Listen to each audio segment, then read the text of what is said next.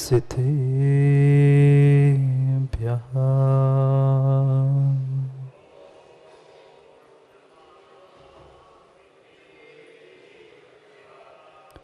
श्रीमन्परं गम्भीर स्याद्वान्मोघलाञ्छनं जीयात्रैलोक्यनाथस्य शासनं जिनशासनम् ऋणविमर्शविसिद्धे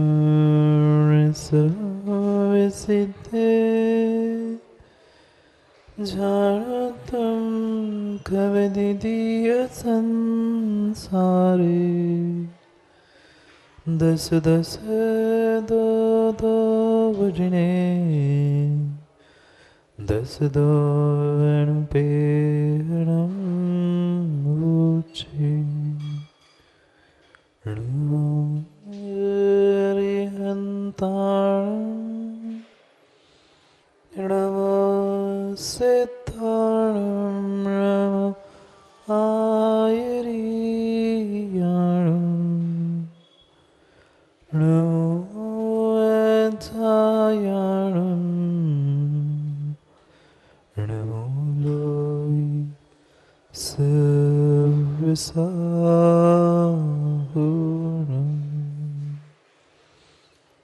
अनंत अनंत परम सिद्ध भगवान की 1008वीं आदिनाथ भगवान की परम पूज आचार्य भगवान कुंद कुंद स्वामी की परम पूज आचार्य भगवान गुरुवर विशुद्ध सागर जी महाराज की अहिंसामय विश्व धर्म की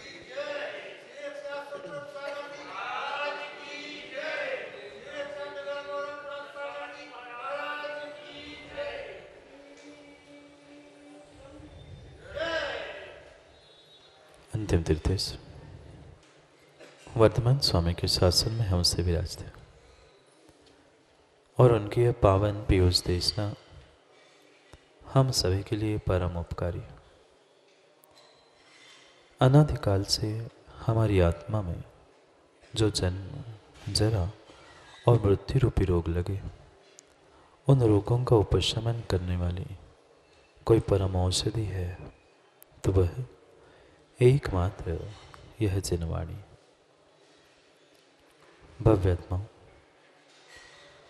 आज तक हमने बहुत सारे मित्रों की खोज की और जितने जितने हमने मित्र खोजे उतने ही उतने हमें शत्रु प्राप्त हुए, क्योंकि मित्रों की खोज हमने बाह्य जगत में की थी, कभी मनुष्य में, कभी त्रियंच में, पता नहीं किन किन स्थानों में और किस किस में हमने मित्र की खोज की। पर ये मैं निर्णय भूल चुका था कि मित्र कहीं बाहर नहीं था, शत्रु कहीं बाहर नहीं था, मित्र और शत्रु मेरे भीतर ही था। न में भत्रु न च में प्रिया। बहुत अच्छी बात आचार्य भगवान कहते हैं, नच में शत्रु नच में प्रिया।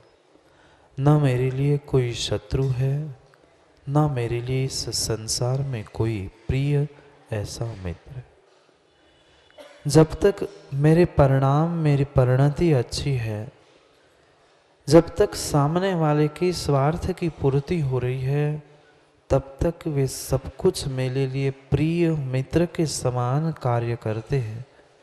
और जैसे ही थोड़ी सी उनके स्वार्थ की पुष्टि करने में हम कम पड़ गए, वही मित्र शत्रु बन जाता है।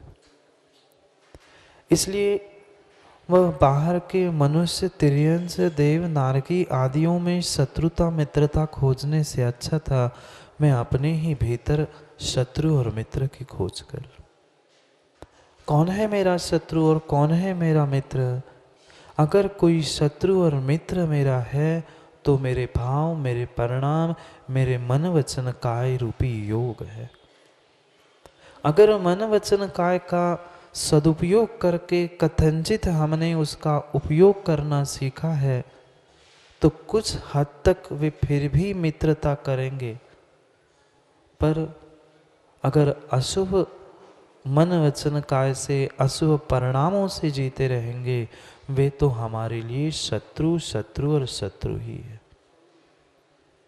शत्रु मित्रों की व्याख्या करते हुए ही कुंद कुंद स्वामी समझा रहे थे कि भाई पहले तो उस अशुभ को शत्रु मानो, फिर जिस शुभ को तुमने मित्र बना के रखा था वो भी समय आने पर तुम्हें धोखा देगा।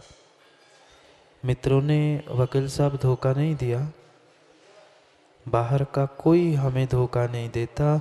जितना जितना हम अपना मानते हैं उतने उतने ही लोगों ने हमें धोखा दिया। इसलिए समझना है कि कल तक, परसों तक कुंद कुंद स्वामी कह रहे थे अशुभ को छोड़ो, शुभ में प्रवृत्ति करो। कल से कहना प्रारंभ कर दिया कि अब शुभ के भी चक्कर में मत पड़ो, चाहे शुभ हो चाहे अशुभ हो, ये संसार में बांधने के लिए कारण होने से दोनों भी तुम्हारे लिए शत्रु है। सबसे बड़ा शत्रु अगर मेरे भीतर का कोई है तो मन वचन का की चंचलता से जो कर्मों का आश्रय हो रहा है, वह आश्रय ही सबसे बड़ा मेरा शत्रु है। क्यों कर्म का आश्रय हुआ? किसी दूसरे व्यक्ति, किसी दूसरे परिस्थिति के कारण मेरे भीतर कर्म का आना आश्रय हुआ नहीं। व्यक्ति स्वयं अपने शरीर में तेल का मर्दन करके अखाड़े में मिट्टी में कूद जाता है और जब धूली के कण चिपकते हैं तब कहता है कि मिट्टी मुझ पे चिपकी। मिट्टी को ज्ञान नहीं था तुम्हें चिपकने का, न कर्मों की वर्गणाओं को, कर्माण वर्गणाओं को ज्ञान था कि तुमसे चिपक जाए, पर तुमने जो जो राग द्वेष मन वचन का की चंचलता से कसाय की चिकनाई को तुमने लगा के रखा था, जितनी अधिक चिकनाई होगी उतनी अधिक कर्मों की धूल बंध को प्राप्त होगी, आश्रय को प्राप्त। कब तक दोष देते रहेंगे हम निमित्तों को? कभी ना कभी माँ हम अपने उपादान को भी हमें समझना होगा। अगर उपादान निर्मल नहीं कर पा रहे हैं तो निमित्त तो हमें एक नहीं, दो नहीं, सैकड़ों समय समय पर मिलेंगे। निमित्तों को मत बदलो, वस्तु को भी मत बदलो। बदलना ही है तो अपने दृष्टि को बदलने का प्रयास करो। वही फूल, वही सुमन, वही जो कमल है सुगंध देने वाला, वही कमल, वही सुमन भौरे के लिए। भौरा क्यों पहुंचा फूल के पास? फूल होकर फूल के पास पहुंचा और फूल बन गया। एक फूल और एक अंग्रेजी का फूल। फूल के पास पहुंचकर फूल बन गया। सुगंध दे रहा था ना, जो सुगंध देने के लिए निमित्त था वही समय बीतने पर मृत्यु का कारण बन गया था। दोष निमित्तों को मत दो। निमित्त कभी अच्छे भी हो जाते हैं, निमित्त कभी बुरे भी बन जाते। उन निमित्तों से हटकर मुझे अपने आप को संभालना था, अपने मन वचन काय को, अपनी कसाय अध्यवसाय भाव करण परिणाम इन सबको संभाल कर अपने जीवन को बेहतर बनाना था। वही भवन जहाँ पर तुम्हें वरमाला डली थी। चंद्रेश जी शादी हो गई? मुझे तो पता है, पूछ रहा हूँ, पंचों के सामने पूछना पड़ता है ना। शादी हो गई, वरमाला भी डली थी। सम्मान पूर्वक जब बहू को घर में लेके आ रहे थे तब भी सम्मान हुआ था, स्वागत हुआ था। पूरा समाज, पूरे रिश्तेदार पहुंचे थे कि देखो कुछ अच्छा काम करके आया है, सम्मान पूर्वक आपको घर लिया था, दामाद ससुराल में भी गए थे, वहां भी आपके पैरों का प्रक्षालन, पैर धोए गए थे। पर जब जाने का समय आएगा प्रबंधक जी, जिस भवन में सम्मान पूर्वक आपको बुलाया गया था, वरमाला हार पहनाए गए थे, फूल फेंके गए थे, जाते समय में भी फूल फेंकेंगे, आते समय भी फूल फेंके थे, जाते समय भी फूल फेंकेंगे।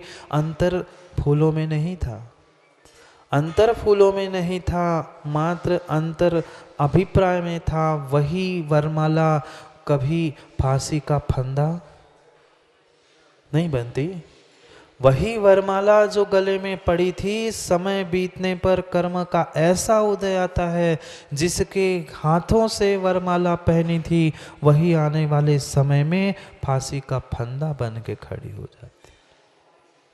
वही भवन जहां तुम्हारा स्वागत हुआ था, सेहरा तिलक सब कुछ किया गया था, प्रशंसा की गई थी, वहीं पर जब अंतिम समय आएगा, जब तुम्हें सब पहुंच जाएंगे, कहाँ पर, कहाँ पर, जहाँ से यात्रा हमने प्रारंभ की थी, शमशान से दूसरे शमशान तक। और जीवन में हमने कुछ नहीं किया, एक शमशान में मरे, पुनः वहाँ से उस अस्पताल में जन्म लिया, अस्पताल से पुनः शमशान, उस शमशान से शमशान तक, इसके आगे कुछ नहीं किया। क्या हुआ? जिस बेटे को सम्मान पूर्वक आपने छोटे से बड़ा कर लिया था, जब तक सब कुछ व्यवस्थित था, वही बेटा चरण छू रहा था, और अंतिम समय में बांस लेकर कौन खड़ा रहेगा? बांस लेकर प्रबंधक जी कौन खड़ा रहेगा? जिसके लिए पूरा जीवन हमने बर्बाद कर दिया, वही बांस लेकर सर फोड़ने के लिए खड़ा रहेगा। जल्दी से जल जाए, मैं फोड़ के घर चला जाऊं। समझना, ये सब निमित्त है, ये सब निमित्त है। निमित्तों को दोष देने से काम नहीं होगा, वे तो हमें आश्रव कराने के लिए कारणभूत है, पर आश्रव कराने का मुख्य मुख्य मुख्य जिम्मा किसी का है, किसी की जिम्मेदारी है, तो मेरी स्वयं की है। जो मेरी मन वचन काय की परिणति चल रही है, वही मन वचन काय की परिणति ही मुझे दुखी कर रही है, और कोई दुख का साधन ही नहीं है। दुख से बचने के लिए मात्र और मात्र मुझे विवेक को प्राप्त करना होगा। पर क्या करें, हम समय आने पर ही विवेक को भूल देते हैं। सुख के दिन आते हैं, इतने खुश, इतने एक्साइट हो जाते हैं कि देखो दिवाली आ गई, मैं ऐसा करूँगा, मैं वैसा करूँगा। वही थोड़े से दिन बुरे आ जाते हैं, घर में कोई गुजर जाता है, घर के व्यक्ति कोई कुछ सुना देते हैं। दिवाली का जैसा शुभ दिन भी मुँह लटका मां नहीं मिलता। दिवाली के दिन में घर में किसी ने कोई कुछ कह दिया, सुबह से दोपहर में तो खूब खुशी थी, आनंद था, दिवाली है, मिठाई बनाऊं, ये करूं, वो करूं, चार शब्द सुन लिए, लटक गया हूं। समझा रहे आचार्य महाराज, सहज होके रहो। जब जब तुम हर्ष विषाद में एक्साइट होगे, उत्तेजित होंगे, तब तक अधिक कर्मों का आश्रय होगा। पाप का, दुखों का तो हमें पता है, पर सुख में भी तुम उत्तेजित होंगे तो भी तुम्हें कर्मों का ही आश्रय होगा। सहज रहो ना। किसी ने गाली दी तो सहज रहो, किसी ने निंदा की तो सहज रहो, प्रशंसा की तो सहज रहो। उसकी निंदा प्रशंसा से मुझे कर्मों का आश्रय नहीं हो रहा, पर उसकी निंदा प्रशंसा से जो मेरे परिणाम ऊपर नीचे हो रहे हैं, उससे अवश्य ही आश्रय है, अवश्य ही आश्रय है, अवश्य ही आश्रय है। उस आश्रय को ही समझना है, क्योंकि आश्रय ही मुझे संसार में बंधन में डाल के रखा। चाहे वह माँ सोने की बेड़ी हो, चाहे लोहे की बेड़ी हो, बेड़ी तो बेड़ी है। कितने ही सुंदर सोने के पिंजड़े में तोते को खीर पूड़ी हलवा सब कुछ खिलाने के लिए रख लेना, पर सोने का पिंजड़ा भी क्यों ना हो बंधन है। चाहे शुभ का आश्रय क्यों ना हो वह बंधन है। अशुभ का तो है ही, पर शुभ का भी आश्रय संसार के बंध का ही कारण है। दुखों में संभाल लेना, दुखों में अपने आप को संभाल लेना, फिर भी कभी कभार जम जाएगा। कभी कभार फिर भी दुखों में संभलना, या इतना तो विवेक है कि दुख नहीं करना है, संभल नहीं पाए भिन्न विषय, पर हमें पता तो है दुख नहीं करना, दुखों में संभलना है। पर कभी सुख के दिनों में ऐसा हमने जाना, विचार किया? नहीं किया। कमी किसी बाहर की वस्तु की नहीं थी, कमी मेरे भीतर विवेक की थी। कमी मेरे भीतर विवेक की थी। देखना कैसे दिन कैसे समय होते हैं, पर उस समय में ना खुशी के दिनों में ना दुख के दिनों में हम विवेक रख पाते हैं। दोनों में हम विवेक होते हैं और दुखी होते हैं। सुख में भी दुखी हुए और दुख के कारण भी दुखी हुए। बहुत अच्छे से समझना, आज तक यही सोचा था, यही सुना था, सुख के कारण सुख होता है, दुख के कारण दुख मिलता है। नहीं, आप निश्चय नहीं की बात अंतिम उपसंहार रूप गाथाओं में कह रहे हैं कि दुख से तो दुख है ही, पर जो सुख के कारण भी तुमने किए हैं वह भी निश्चय से तुम्हारे लिए संसार में बांधने के कारण होने से दुख है। क्या अपनी जिम्मेदारी हमें समझ में आई? क्या इतना विवेक मेरे भीतर जागृत हुआ? नहीं हुआ। जागृत नहीं हुआ इसका मतलब चंद्रेश जी ये नहीं है कि हम जिनवाणी का स्वाध्याय करना छोड़ दे, क्योंकि जिनवाणी का तो रहस्य लिखा है, जिनवाणी पढ़ो और जीवन में उतार लो। भाई नहीं उतार पा रहे हैं, इसका मतलब जीवन में स्वाध्याय करना छोड़ मत देना। आज नहीं तो कल संस्कार के वशीभूत कभी ना कभी एक अक्षर भी याद आ गया, ध्यान में आ गया, तो विवेक जागृत हो सकता है। इसलिए सतत सतत अभ्यास करना होगा विवेक के लिए। एक सेठ जी थे, पिताजी थे, उनके 4 सुपुत्र थे। उन 4 सुपुत्रों में से जो यथा योग्य अपने उम्र पे पहुंच गए थे, उन्होंने अपना सब कुछ घर परिवार चलाना सीख लिया था। 4 बेटे थे तो अपने आप सबको अपने अपने काम पिताजी ने बांट के रखे थे। कोई दुकान चलाता था, कोई घर की व्यवस्था देखता था, कोई रिश्तेदारों को, सब कुछ व्यवस्थित था। एक छोटा सा बालक था, चौथा बेटा था, वह भी उतना समझदार नहीं था, इसलिए उसके जिम्मे कुछ काम नहीं था। अचानक एक दिन दोपहर में बैठे बैठे ही पिताजी को, सेठ जी को हार्ट अटैक आया और तत्क्षण उनका हार्ट फेल हो गया। जैसे ही हार्ट फेल हो गया, जो बेटा दुकान में था उस बेटे को भी समाचार पहुंच गया कि पिताजी की मृत्यु हो गई है। वह बेटा 2 सेकंड 2 मिनट के लिए तो जगह पे स्तब्ध हो गया, खड़ा हो गया, पर अपनी दुकान को व्यवस्थित करने में लग गया।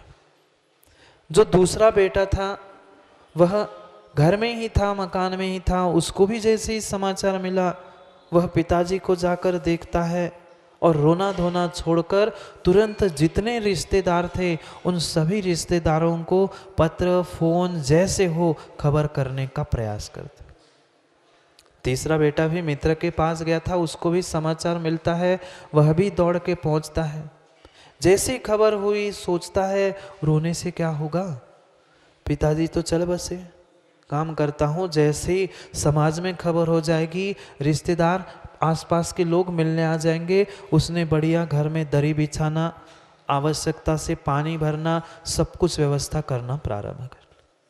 जो चौथा बेटा था कुछ नहीं करता था, पढ़ाई कर रहा था, उसने जैसे ही सुन लिया वह तुरंत ही चक्कर आकर गिर पड़ा, बेहोश हो गया।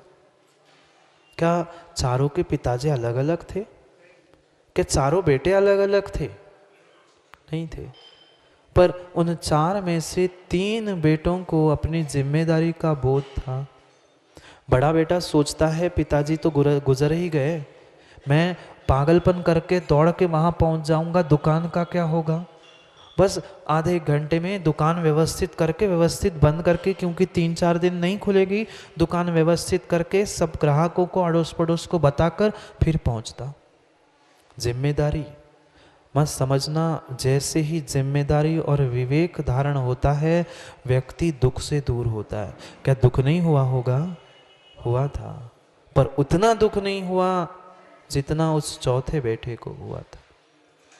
उसने दूसरे बेटे ने जैसे समाचार सुना था, वह घर की रिश्तेदारों की व्यवस्था करता था। घर में कहीं व्यवहार के लिए शादी ब्याह में जाना है तो वही जाता था। उसे पता था कौन रिश्तेदार कहाँ से कब आ सकते हैं। उसने खबर करना प्रारंभ की, क्योंकि वह भी सोच रहा था मैं अगर खबर नहीं करूँगा और पागल जैसे रोता रहूँगा तो कल फिर समाज दुनिया मुझसे कहेगी तूने खबर क्यों नहीं की। उसने भी रोना धोना बंद करके सबको समाचार देना प्रारंभ किया। दुख नहीं हुआ था? दुख था माँ, दुख था, पर दुख में विवेक था, इसलिए दुखी नहीं हुआ। अंतर समझना, दुख तो आएगा आएगा कर्म के निमित्त से। जो जो हमने कर्मों का आश्रय किया है वह तद्रूप दुख तो आएगा, पर दुख में दुखी होना है कि नहीं होना है वह मेरे पर निर्भर करता है। 3 बेटों को जिम्मेदारी पता थी। तीसरे बेटे ने भी निर्णय कर लिया, चलो मैं रोता रहूँगा तो आने वाले लोगों को पानी चटाई बिछात कौन करेगा, हम ही तो है घर को संभालने वाले।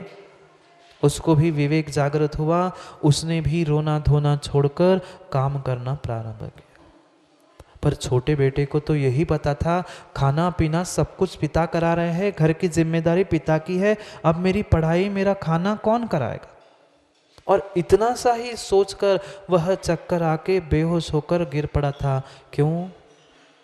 उसके पास विवेक नहीं था, उसे अपनी स्वयं की जिम्मेदारी का बोध नहीं हुआ था, इसलिए वह बेहोश होकर पड़ा था।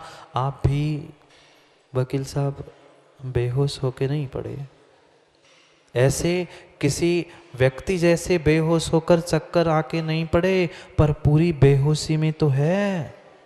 हम जानकर भी जानना नहीं चाहते हैं कि भाई समझो, विवेक से हम दुख को सुख को कम करके आश्रय को कम करना था, क्योंकि आश्रय ही मेरे लिए सबसे बड़ा शत्रु है।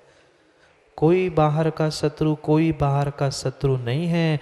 जो हमने निंदा प्रशंसा अच्छे बुरे सुख दुख आदि के निमित्त से अपने परिणामों को ऊपर नीचे किया था, मन वचन का की प्रवृत्ति की थी, उसके निमित्त से जो जो कर्मों का आश्रय हुआ था उसके कारण ही मुझे शत्रुता प्राप्त हुई थी। कौन शत्रु, कौन मित्र? बाहर का कोई शत्रु मित्र काम में नहीं आता। बाहर का बिल्कुल भी बेटा भी काम में आता है? नहीं आता, नहीं आता। जिसके लिए जीवन भर हम जलते रहे वही अंतिम समय में आग लगाने के लिए विजय भैया पहुंचेगा, और वही आपका कपाल क्रिया माथा फोड़ने के लिए बांस लेकर खड़ा रहेगा। ऐसा नहीं होता? ऐसा ही होता है। समझो समझो, उस किसान से भी जाकर पूछ लो, ये स्वार्थ से भरी हुई दुनिया है, क्यों नहीं हम समझ रहे हैं? जब तक पुण्य है, जब तक स्वार्थ चल रहा है, तब तक हर कोई तुम्हारे आगे पीछे घूम रहा है। उसकी स्वार्थ की अहंकार की पुष्टि नहीं की, वह भी तुमसे दूर हो जाता है। पूछ लो ना किसान को, किसान को नहीं देखा क्या दादा आपने? देखा। जो किसान उस मिट्टी में बीज बोता है, पानी डालता है, खाद डालता है, जैसे ही थोड़ी सी फसल उगती है उसे धीरे धीरे सहलाता है। देखा? जैसे एक माँ अपने बेटे को जिंदगी भर सहलाती है, पर अंतिम समय में बेटा माथे को सहलाने नहीं पहुंचता पिताओ, वो तो बांस मारने ही पहुंचता है। वह किसान भी जैसे ही बालें निकलती है, वह पेड़ की थोड़ा सा और बढ़ता है, सहलाता है। कोई कीड़े तो नहीं लगे, सफाई करता है, सब कुछ करता है, पर जैसे ही 4-5 महीने हो जाते हैं, वही किसान हाथ में हंसिया, हंसिया नहीं जानते, वही किसान जिसने 4 महीने उस फसल को बहुत अच्छे से सहलाया था, वही हाथ में हंसिया लेकर पहुंचता है। किस लिए? सहलाने के लिए। जिसने 4-6 महीने सहला के बड़ा किया था, वही हंसिया लेकर किसान काटने के लिए खड़ा हो जाता है उसी फसल को। ये सब कुछ संसार की स्वार्थ की परिणति है।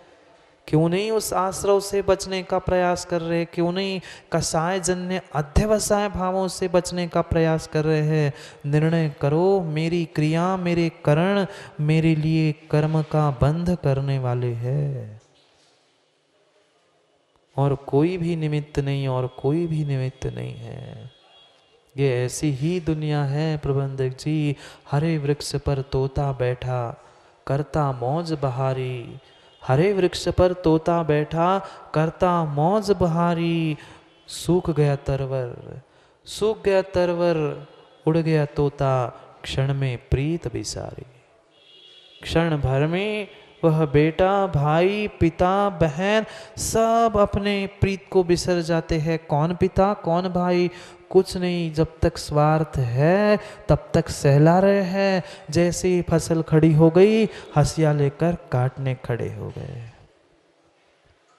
विचार करो। निमित्त निमित्त निमित्त कहते कहते चंद्रेश जी सदियां बीत गई, भव भव बीत गए। अब अपने उपादान मन वचन काय करण और कसाय आदि को संभालने का प्रयास करो। उसके बिना काम होने वाला नहीं है। जब ये संसार के जीव भी काम में आने वाले नहीं हैं, तो क्या परमात्मा तुम्हें धक्का देकर स्वर्ग भेजेगा? क्या स्वर्ग से जहाँ बाल का अंतर सर्वार्थ सिद्धि से लेकर सिद्ध शिला पे है, क्या वहां से कोई धक्का लेकर ऊपर पहुंचाएगा? नहीं। ना देव पर्याय तुम्हें भगवान बनाने वाली है, ना कोई परमात्मा भगवान तुम्हें परमात्मा बनाने वाला है। जब तक ये कर्मों की सत्ता है, तब तक तुम छूटने वाले नहीं हो। बहुत अच्छी बात कर्म आश्रव के निमित्त से कह रहे हैं। अब निश्चय ऐसे कथन कर रहे हैं। अभी तक व्यवहार की बातें हो गई, खूब व्यवहार की बातें कर ली। परमात्मा, देव, शास्त्र, गुरु सब कुछ निमित्त हो सकते हैं, वे अच्छे निमित्त हैं। संसार के संबंधी बुरे निमित्त हैं, पर दोनों भी संसार की अपेक्षा से निश्चय से हमारे लिए दुख के ही कारण है, संसार में बांधने के लिए। समझना है। पहले गाथाओं को पढ़ते हैं, फिर दूसरी अपेक्षा को भी कुंद कुंद स्वामी के समझते हैं। पढ़ते हैं 2 गाथाओं को, जहाँ पर निश्चय से आज कुंद कुंद स्वामी कह रहे हैं, फिर उसके विषय में समझने का प्रयास करते हैं। पारम पच्चायण दू आसव किरियायण थिणे वाणम संसार गमन कारण मिधि निदम आसवम जान पूवतासव भेया निश्चयेन थि जीवस अह्यासवणी मुखम अपाणम चिंतये नित्यम। पढ़ो दोनों श्लोक।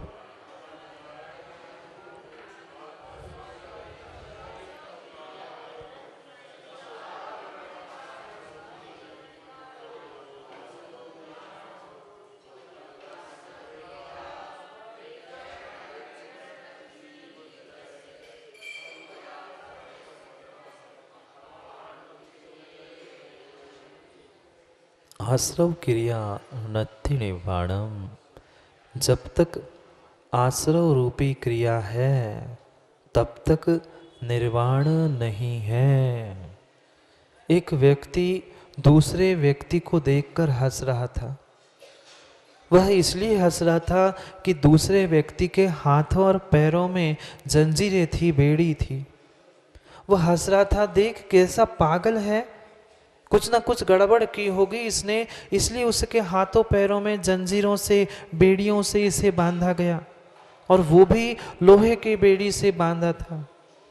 जिसको देखकर हंस रहा था, वो भी जो हंस रहा था उसको देख के हंस रहे थे, अरे पागल, तू मेरे ऊपर हंस रहा है क्योंकि मेरी बेड़ियां लोहे की है, तू अपने आप को तो देख, तू भी तो सोने की बेड़ियों में जकड़ा है। वो कहता है नहीं, मैं तो सोने की बेड़ी में जकड़ा हूं ना। अरे भाई, चाहे सोने की हो चाहे लोहे की हो, बेड़ी तो बेड़ी है। हम दूसरे के पाप क्रियाओं को देख के तो हंसते हैं, अरे कितना पापी, कितना अधम है। अरे तू क्या दूसरे को देख के हंसता है? तू दूसरे को देख के हंस रहा है, तू अच्छा भी काम कर रहा है, तो भी तेरी भी सोने की बेड़ी है, तेरा भी संसार का ही बंधन है। दूसरे को देख के मत हंस, तू भी बंधन में है, तू भी बंधन में है। चाहे सोने की हो चंद्रे जी, चाहे लोहे की हो। आज तक व्यवहार पक्ष को सुना है, अब निश्चय का भी निर्णय करो। कुंद कुंद स्वामी कह रहे हैं, इस का पाषाणोपेक्षा ग्रंथ में ही नहीं, समय सार जैसे महान आध्यात्मिक ग्रंथ में भी कहा है, ये पुण्य का आश्रय भी हमारे लिए संसार के बंधन का ही कारण है।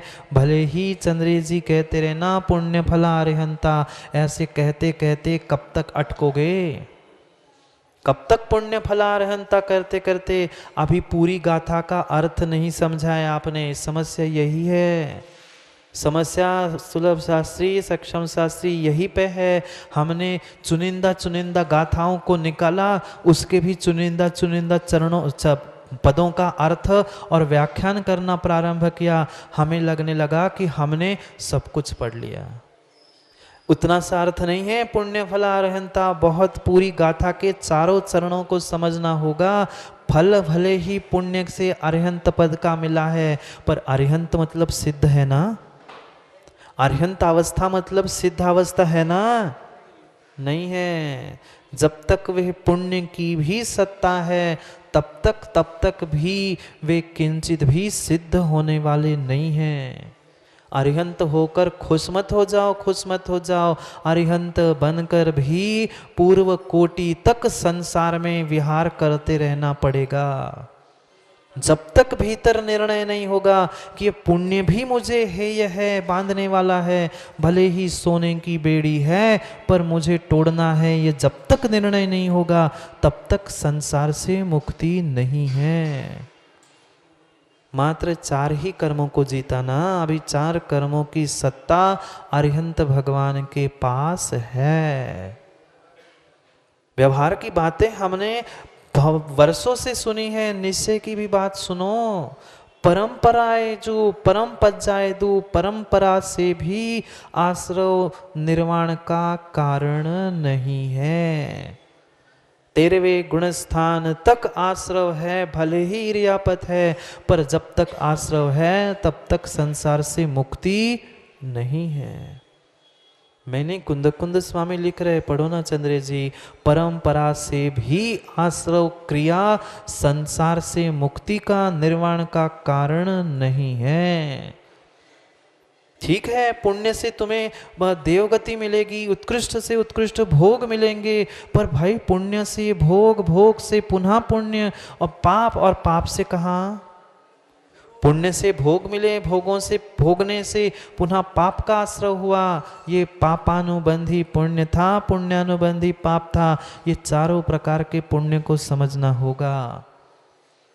जब तक पुण्य से पुण्य को क्षीण नहीं करेंगे तब तक संसार से मुक्ति नहीं है।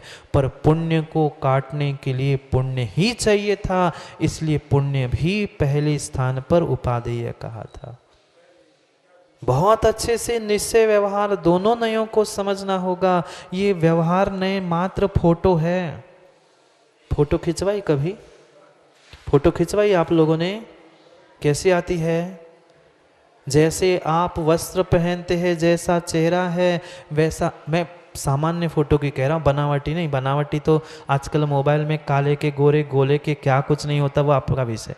पर सामान्य जो फोटो खींची जाती है वह व्यवहार्य है। जो फोटो खींचना व्यवहार्य है, कभी किसी की हड्डी टूटी, कभी किसी की हड्डी टूटी, हड्डी नहीं टूटी, घर में किसी की टूटी हो, घर में किसी के एक्सरे रखा है, एक्सरे नहीं जानते, वो एक्सरे रखा होता है। एक्सरे में क्या होता है? क्या एक्सरे की फोटो खींचते समय शरीर नहीं था, वस्त्र नहीं था? वस्त्र भी था, शरीर भी था, सब कुछ था, पर देख क्या रहा था एक्सरे का कैमरा? अंदर की हड्डी को मात्र देख रहा था और बाहर के शरीर को सामान्य फोटो देख रही थी। बाहर की सब कुछ देखने वाला वह व्यवहार है, भीतर के निश्चय को पहुंचाने वाला, भीतर की हड्डियों तक पहुंचाने वाला जैसा एक्सरे है वैसा ही यह निश्चय नहीं है। क्या हाथ पैर मांस मज्जा रक्त खून कपड़े वगैरह नहीं थे एक्सरे खींचते समय? सब कुछ था, पर फोटो में क्या आया? जितनी हड्डियों को चाहिए था वही हड्डी में फोटो आया। अधिक संग्रह जो हुआ था उसका काम नहीं था, जितनी आवश्यकता थी उतना ही था। यहाँ भी कुंद कुंद स्वामी उसी निश्चय ने से कह रहे हैं, अभी तो एक्सरे को समझो, सब कुछ होने के बाद भी कुछ नहीं देखना, यही निश्चय ने का काम है। व्यवहार तो सब कुछ ग्रहण कर ही रहा है, जिसे हमने अनादि से समझा है। पुण्य करो, पुण्य करो, अरे पुण्य करो, पर पुण्य पुण्य काटने तक ही करो। पुण्य भी करते रहोगे जीवन भर तो संसार का छेद नहीं होगा। दोनों अपेक्षाओं को समझना होगा। प्राथमिक अवस्था में व्यवहार से पुण्य को उपादेय ग्रहण करना होगा। फिर जैसे ही थोड़ा सा समय बीतेगा फिर ये भी निर्णय हमें करना होगा कि पुण्य भी हेय है, छोड़ने योग्य है, छोड़ने योग्य है। इसलिए समझना उस पुण्य पाप की महिमा को। संसार गमन कारणम इति नित्यम आश्रवम जानम। नित्य ही ये आश्रव संसार के गमन का ही कारण है, अन्य कारण इससे नहीं हो सकता। इसलिए आश्रव निंदनीय है निश्चय से, व्यवहार से नहीं कह रहे। कुंद कुंद स्वामी व्यवहार की व्याख्या कर ली, अब निश्चय को समझा रहे हैं। निश्चय से यह आश्रव छोड़ने योग्य ही है। चाहे शुभ कह दो चाहे अशुभ कह दो, ये पुण्य पाप दोनों भी छोड़ने योग्य है।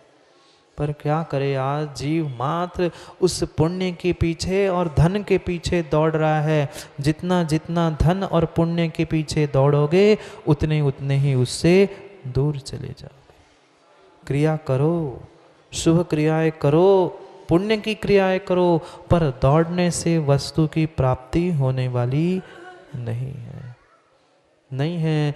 दोनों भी हमारे लिए शत्रु है। पूवत्तासव भेया, जो पूर्व में आश्रव के भेद कहे, शुभ अशुभ संज्ञा आदि सब कुछ प्रकार के जो भेद है, निश्चयेन नत्थि जीवस्य, जीव की नहीं है, जीव की नहीं है। जबकि हड्डी मांस खून आदि सबसे लिप्त होने के बाद भी हड्डी और मांस चमड़ी भिन्न है, ऐसे ही सबके साथ होने पर भी निश्चय न से आश्रव जीव का नहीं है, जीव आश्रवमय नहीं है। कौन कह रहा है? चंद्र जी बिल्कुल भी भ्रम पालन मत धारण मत कर देना।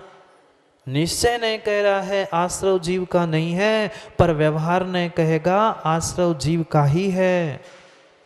यही भ्रम करते हैं जीव, व्यवहार कहीं अन्य स्थान पे लगाते हैं, निश्चय कहीं अन्य स्थान पे लगाते हैं। दोनों एक साथ समझने होंगे। जो व्यवहार ने कह रहा है वही निश्चय ने अन्य प्रकार से कहेगा। व्यवहार कहेगा कि पुण्याश्रव शुभाश्रव तुम्हें परंपरा से कारण है, पर वही निश्चय ने कहेगा किंचित भी जीव का स्वभाव आश्रव है ही नहीं।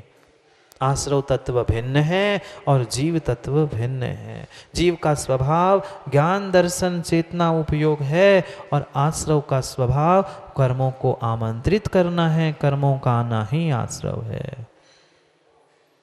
समझना है उस आश्रव को ही, क्योंकि उससे ही दूर होना है। पर एक बात और अच्छे से माँ, बहुत अच्छे से सुनना, नहीं तो एकांत में फंस जाओगे। ये प्रश्न नहीं आया विजय भैया कि महाराज जी जब पुण्य को हेय कह रहे हैं, हम सालों से पूजा कर रहे हैं, क्या मतलब छोड़ दो पूजा करना विमल भैया?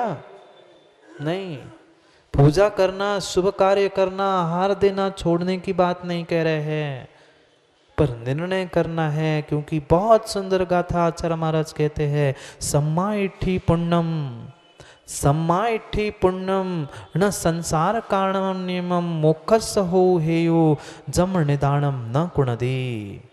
कुछ आया समझ में? सम्यक दृष्टि का पुण्य किंचित भी संसार का कारण नहीं है अगर उसने निदान नहीं किया है तो।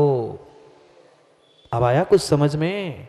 पुण्य तो है मिथ्या दृष्टि का तो परिपूर्ण रूप से है, पर सम्यक दृष्टि का भी कथनचित परंपरा से वह उपादेय हो सकता है अगर निदान नहीं किया।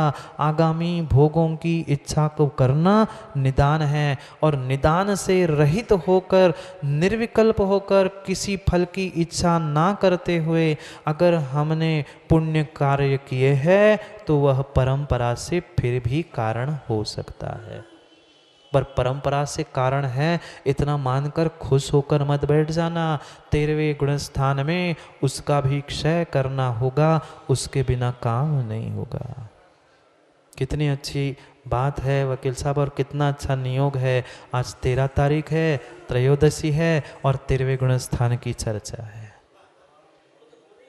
13वें गुण स्थान की भी चर्चा है, क्योंकि 13वें गुण स्थान में ही वह आज ही का दिन था। इकट्ठा कर लिया होगा सबने कल धन। माताओं, चम्मच तो खरीद के लाए होंगे, आज जाएंगे बहुत सारे। कुछ नहीं खरीद पाए तो एक आध टूटी फूटी चम्मच तो घर नहीं, सामग्री धन इकट्ठा करना है।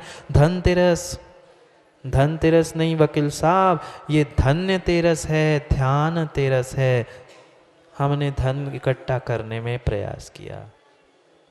धनतेरस नहीं है, ये धन्य तेरस है। आज क्यों धन्य हो गई तेरस? ऐसे तो महीने में 2-2 तेरस आती है, पर आज ही की धन्य क्यों हो गई? क्योंकि आज ही ध्यान प्रारंभ हुआ था वर्धमान स्वामी का, जिन्होंने 13वें गुण स्थान को प्राप्त कर लिया था, जिनके पास अभी योग शेष था। पहले जो बादर योग था, बड़ा योग था, उसको छोटा करते करते करते वह सूक्ष्म कृष्टि आदि करते हुए सूक्ष्म योग बचा था 13वें गुण स्थान में। अभी थोड़ा सा योग बचा था, उस योग का निरोध किया। उसके पूर्व में ही उन्होंने 16 प्रकृतियों का निरोध करके अंत में योग का आज के दिन ही निरोध किया था। कल तक विहार चलता था, कल तक देशना समोषण सब कुछ होता था, पर 30 वर्ष के विहार के उपरांत वह आज का दिन था जब पावापुर के उस सरोवर पर पहुंचकर उन्होंने योगों का निरोध कर लिया। उस निरोध की तो बात समझ रहे हैं। निश्चय से ये स्वभाव नहीं है जैसे उनको पहचान लिया कि पुण्य पाप ये दोनों भी मेरे लिए संसार में बांधने के कारण है, उन दोनों को भी छोड़ लिया। अब कह दो ना चंद्र जी, पुण्य फला रहता, वो तो जाना ही पड़े। नहीं, ये भी तो स्वीकार करो ना फिर साथ में। 13वें गुण स्थान तक पुण्य फला, उसके बाद पुण्य को भी छोड़ा। जो जीवन भर साधना की थी धन कमाने के लिए, धन कमाने के लिए, महावीर स्वामी ने भी धन कमाने के ही प्रयास किया, पर पौद्गलिक धन नहीं, जो शाश्वत भीतर का धन था उसको प्राप्त करने के लिए बाहर की प्रत्येक स्त्री को छोड़ दिया, स्त्री को छोड़ दिया। पर क्या करें महाराज जी, उन्होंने छोड़ दिया और हमने बटोर लिया। अब किसी ने छोड़ा है, बड़ों ने छोड़ा है तो बटोरना तो पड़ेगा। तो आज उनने छोड़ दिया, इसलिए हम टूटी फूटी जो सामग्री घर में ले आए धन इकट्ठा कर रहे हैं। नहीं, देखा सेखी काम मत करो, देखा सेखी काम मत करो, वास्तव में तत्वों का निर्णय करो। उन्होंने परिपूर्ण बाहर के उस स्त्री को छोड़ दिया, स्त्री को छोड़ दिया, और जैसे ही छोड़ा वे पुण्य पाप से रहित होने के मार्ग पर निकल चले। मां बर्तन नहीं खरीदने थे, बर्तन नहीं खरीदने थे। बर्तन से कोई महान, कोई भी भगवान नहीं बनता, बनता है तो वर्तन से बनता है। नहीं आया समझ में? बर्तन धन नहीं है, मेरा वर्तन, मेरा चारित्र, मेरा सम्यक दर्शन, मेरा सम्यक ज्ञान, मेरा वर्तन, मेरा चारित्र ही मेरे लिए धन है। पर क्या करे, श्री जी के लिए तो टाइम नहीं है। श्री जी के लिए तो टाइम नहीं है। यहाँ पहुँच के दादा सबको कोरोना हो रहा है, श्री जी की वाणी सुनने में कोरोना हो रहा है, और श्री कमाने में। देख रहे थे रात में, हम कुछ क्षण के लिए बाहर गए थे तो ऐसी भीड़ मची थी मंदिर में आने के लिए, प्रबंध जी डर लग रहा है लोगों को। क्यों? श्री जी के पास पहुँचने से, श्री जी की वाणी सुनने से कोरोना हो जा रहा, श्री कमाने में नहीं हो रहा है। सोचो भाई, स्त्री से काम नहीं बनेगा, स्त्री से काम नहीं बनेगा। श्री जी के पास पहुंचो तो कुछ ना कुछ धन अवश्य मिलेगा। दौड़ लो कितने ही धन के पीछे, पर पुण्य की सेल नहीं है, पुण्य नहीं है परडे में, तो धन भी प्राप्त होने वाला नहीं है। धन तेरस नहीं है धन्य कुमार जी, धन्य तेरस है। धन्य कुमार जी है ना, सो कह रहे धन्य तेरस है, धन कुमार जी नहीं है, धन्य कुमार जी है। क्यों हुई धन्य तेरस? आज वह तेरस, आज ही की देन, वर्तमान शासन नायक बनने वाले तीर्थंकर भावीर भगवान जो सिद्ध बनने वाले थे, उन्होंने 30 वर्ष तक विहार करके तपस्या की, अंतरंग बहिरंग तप के द्वारा, जिन्होंने अंतरंग बहिरंग धन को प्राप्त किया। नहीं किया? अंतरंग भी केवल ज्ञान रूपी लक्ष्मी को प्राप्त कर लिया, बहिरंग समोषण रूपी लक्ष्मी को प्राप्त कर लिया। उन्होंने बहिर्लंग लक्ष्मी, घर परिवार की, महल आदि आदि तो छोड़ ही दी थी, आज से समोषण का भी उनने त्याग कर दिया। कितनी कितनी बड़ी बात होगी, कितना बड़ा कठोर भीतर का निर्णय होगा। हम तो दुकान में 54 आ जाए तो 12 बजे तक खुली दुकान है, 2-4 ही गिरायक आ जाए।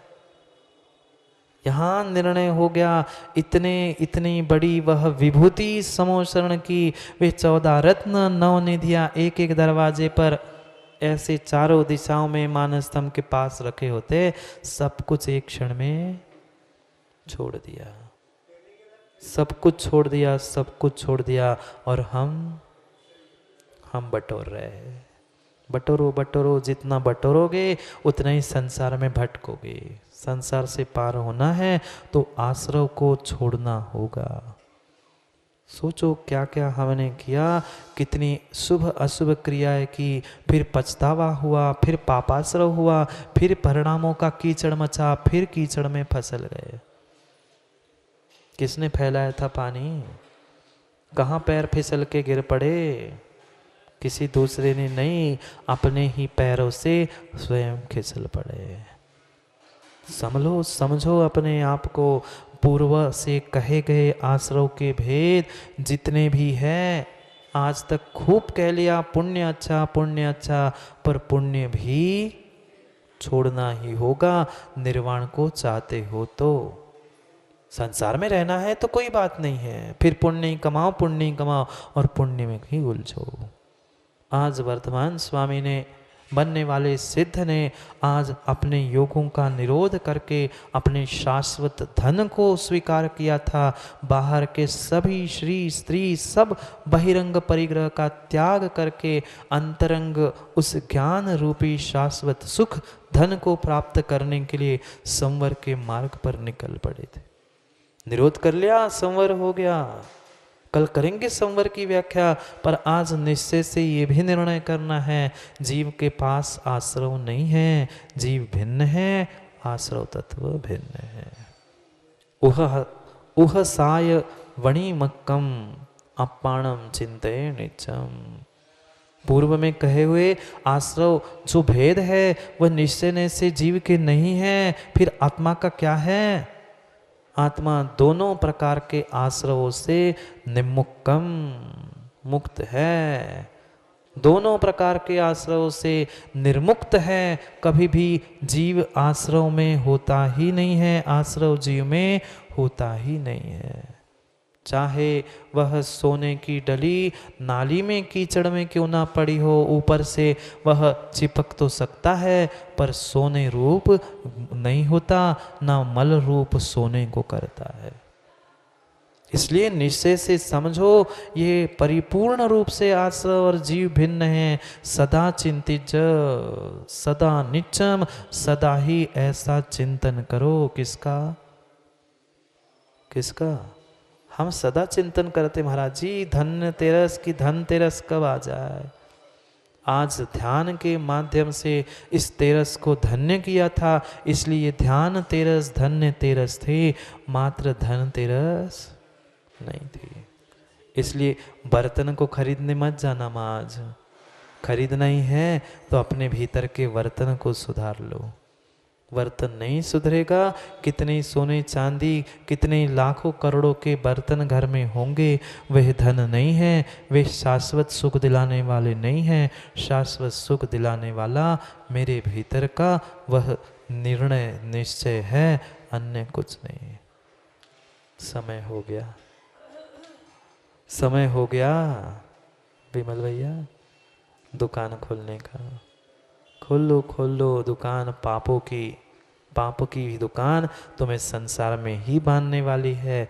पुण्य की दुकान बांध रही है। जब पुण्य की बेड़ी तुम्हें बांधी है, सोने की बेड़ी भी बंधन है, फिर तो लोहे की बेड़ी लोहे की है। सोने की बेड़ी टूटेगी, बिकेगी, कुछ तो कीमत आएगी, कुछ तो कीमत आएगी। बनिया है ना, बनिया है, कुछ तो कीमत आएगी, पर लोहे की भंगार कुछ काम का नहीं है, कुछ काम का नहीं है। इसलिए बचो, हो सके तो पहनने का ही शौक है, बेड़ी पहनने का ही शौक है, तो कम से कम सोने की ही पहनो, जिससे बेच बाच कर कुछ तो काम बने। दोनों को बेचना पड़ेगा, दोनों को छोड़ना पड़ेगा, पर लोहे की बेच के क्या मिलेगा? कुछ नहीं मिलेगा। सोने की बेचोगे तो कम से कम मुक्ति तो मिलेगी। यह पुण्य रूपी बेड़ी को तोड़ोगे तब वह पुण्य पाप से रहित सिद्धावस्था भी मिलेगी। पर जब भीतर निर्णय होगा कि आश्रव जारी है, और आश्रव जो जारी है मेरा स्वभाव नहीं है, व्यवहार से आश्रव जारी है, पर निश्चय से आश्रव भी हेय है। फोटो और एक्सरे की याद रखना, फोटो और एक्सरे की याद रखना। फोटो सब कुछ दिखाता है पर अंदर की बात नहीं बताता, एक्सरे सब कुछ होते हुए भी अंदर की बात पहुंचाता है। यही अंतर है निश्चय और व्यवहार में। करेंगे कल पुनः संवर की बात, क्योंकि आज से आज भगवान जो संवर की बात कल कहने वाले हैं, जो वर्धमान स्वामी ने जो आज से संवर प्रारंभ किया, तो संवर की बात कल से समझेंगे। कल संवर की बात करेंगे और फिर परसों मोक्ष की भी बात करेंगे। मुक्ति, सबसे मुक्ति, मुक्ति की और निर्जरा मोक्ष की बातें कल समय पर, समय को समझने के लिए समय पे करते हैं, क्योंकि समय पे किया गया काम समय को दिलाता है। बोली भगवान महावीर स्वामी की।